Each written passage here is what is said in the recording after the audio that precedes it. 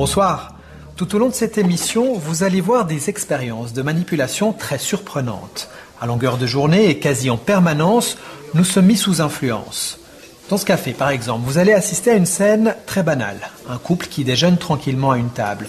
Mais en réalité, en quelques minutes, plusieurs techniques de manipulation vont être utilisées. Regardez. J'ai trop mangé. Ça a été un petit dessert? Oh non. On a la tarte aux framboises de maman si jamais elle est succulente. Oui, bon bah finalement d'accord. Allez. Je ferai un régime demain. Ouais. Au fait, chérie, pour cette manif sur le partage des tâches, t'as réfléchi? Écoute, franchement, défiler en tenue de ménage avec un aspirateur à la main, c'est pas trop mon truc. Mais il nous faut des hommes qui jouent le jeu dans cette manif, sinon il n'y aura pas de photos dans la presse. Enfin, je veux pas te forcer, hein. Tu es tout à fait libre d'accepter ou non. Bon, d'accord. C'est vraiment pour te faire plaisir. Bon, voilà là d'ici. Ça, c'est pour vous. Ah, bah 12 francs la mousse. J'espère que c'était des framboises bio. Bon, tu reprends un bonbon? Qu'est-ce que je laisse comme pourboire?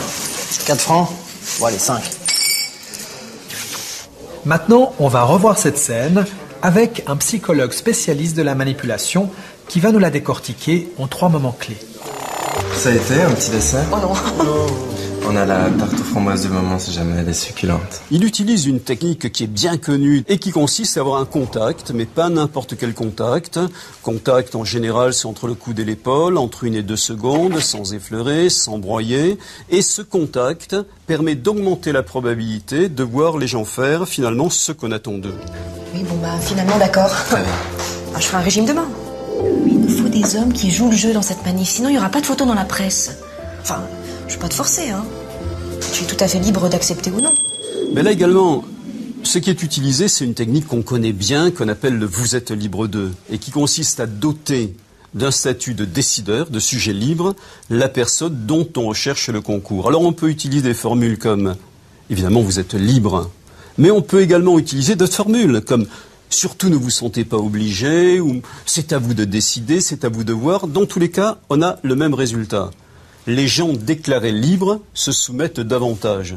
C'est-à-dire, en d'autres termes, ils font librement ce que vous souhaitez les voir faire et qu'ils n'auraient pas fait spontanément. Bon, d'accord. C'est vraiment pour te faire plaisir. Bon, voilà là d'ici.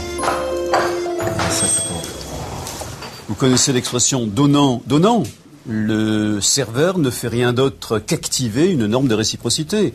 Il fait quelque chose pour vous qu'il n'était pas obligé de faire, et il attend en retour de vous quelque chose que vous n'étiez pas obligé de faire. Qu'est-ce que je laisse comme pourboire? 4 francs? Allez, 5.